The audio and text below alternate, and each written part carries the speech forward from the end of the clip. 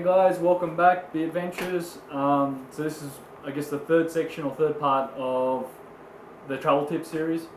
Basically, I've been talking for ages, and thank you if you've been watching this long. You know, I really appreciate it. But basically, I just wanted to go over some general discussion stuff, maybe answer a lot of maybe common questions as well, or a few of them. Regarding my filming style, I kind of already talked about it. Because I'm using a smaller camera, I don't have a professional tripod, I don't have a trolley system, I don't have a film crew, I don't have all this support and resources. Often I have to get out my camera, film quickly, and then put it away.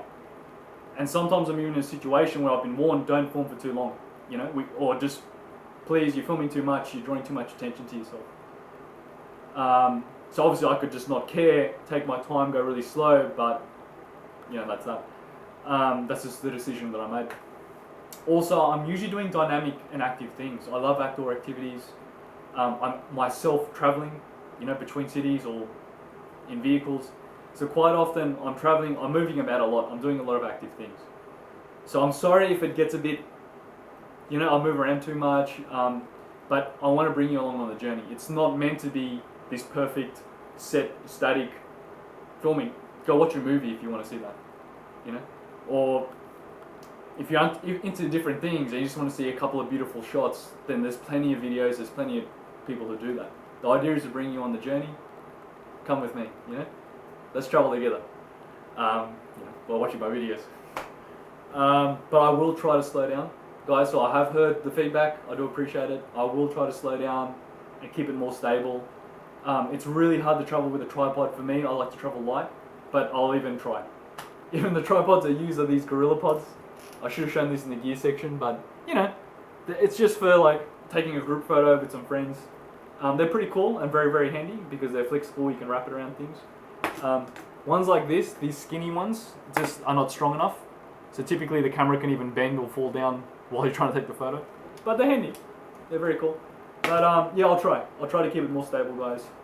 And so you don't get dizzy watching my videos. But yeah, I will say I do like that film style.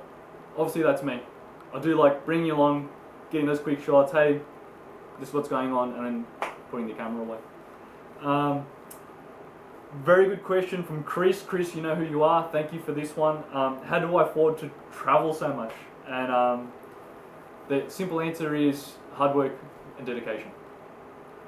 I worked hard for many years, I always wanted to travel, just busy working, never got the chance. So finally I'd saved up a bit of money and I thought, no, I've got to do it now. And I took a bunch of time off for myself and I did all these trips. I'm not rich, I'm not, you know, from a rich family or wealthy. I work hard. You know, the same goes for you. You want to travel, you can do it. Work hard. Work hard, be dedicated, make goals, and you can do it. You know, and I mean, especially if you're from a Western country like Australia or America, I mean, make a little travel saving account, a saving fund. Just put aside $50 a week, whatever you can afford, and it'll build up. And over time you'll go, hey, I've got the money to do what I want to do. And that applies to a lot of things, whether you want to buy material things like a car or whatever, or go travel, okay? So I'm not rich, guys, I just work really hard. And that's why it's taken me so long to make videos. By the way, seriously, for every minute you see, it's an hour of work for me. No kidding. So if you see a 10-minute video, that's 10 hours of work. Like, setting it up, prepping, filming it, post-production, editing it, uploading it. Like, I don't have a very fast internet connection, so it takes hours to upload. Oh, it's excruciating. There's so much I would like to share with you, but I can't sometimes, just because the internet's so slow. And yeah, it's one of those things. So I do it for you guys, you know, and I do enjoy it. I enjoy it as a hobby, but it is a lot of work. So another viewer mentioned, he's like, oh man, these must be cheap, easy videos you just upload from your camera or you just upload from your phone. No, it's a lot of hard work, guys.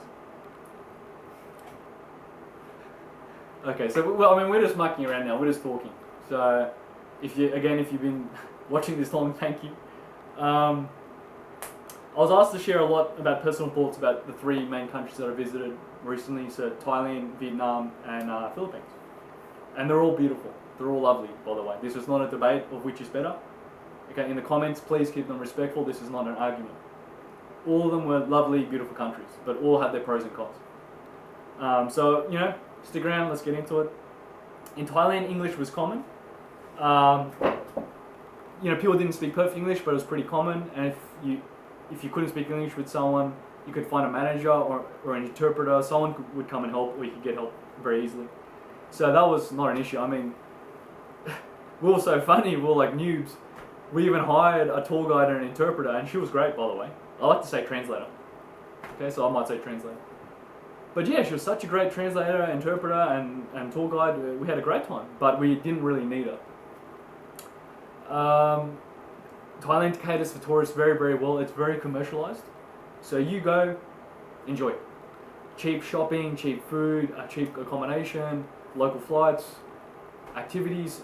You can go as a family. I met families there. I met other individuals and young people, old people. There's something for everyone. But that being said, it's very commercialized. So you can be saturated with other tourists, saturated with people trying to sell you something. Buy this, buy that, come to this tour, come to this hotel. It can be a bit full on. But it's there, it caters for you and anything you want. It was the cheapest by far, so far. Thailand was the cheapest place for me to visit so far. Flights, accommodation, and all expenditure. The most cheapest. Like I said, I got food poisoning. Not all the clothing and things I bought were good quality, but everything was very, very cheap. Very competitive, again, very commercialized. Other people have said differently. So that was in 2012 or 2012. Other people have said they had a more expensive time in Thailand, but they're people who didn't barter or negotiate prices very well, and they probably used more travel guides from Australia or America, meaning travel agents. So it's probably more expensive the way they did it. But I booked it all myself, the hotel and the flights. That's all I had to do, and just negotiated activities when I got to the country. So when I went island hopping or elephant riding, it was all cheap. Just negotiate, be respectful, always be respectful and polite, and you can usually get a good price. And if you don't, leave. Say, okay, no more business, bye, and find someone else. But as I was saying, there's plenty to do. There's a lot of party goers in Thailand. I was mainly in Phuket. I didn't spend long in Bangkok. I wanted to go to the islands and enjoy the beautiful beach. But yeah, there's heaps of things to do, heaps of cultural stuff. You want to go elephant riding. Elephants are very sacred to the Thai. Temples, cultural tours, whatever. You want to go zip lining. So there's always something to do. If you want to go partying, of course, plenty of clubs and discos and whatever you want. There's a lot of that, by the way. You'll see a lot of Westerners, Americans, Australians partying. Sanitary standards can be very, very different, obviously, in these countries. Be very careful. In Thailand, I was silly. We went to a lot of street vendors and street hawkers. We shouldn't have. We should have gone to proper buildings, restaurants. And you see in my videos, that's why I check kitchens now. I know you may think, why does this guy always go in the kitchen with the camera? It's because I want to check the kitchen to make sure it's clean and I'm not going to get sick. And it also gives you a better review, I guess, or a better view of the quality of that place. You come along with the experience. And quite often it helps build a relationship. Like I become friends with them and talk to the manager and talk to the owner and the staff. But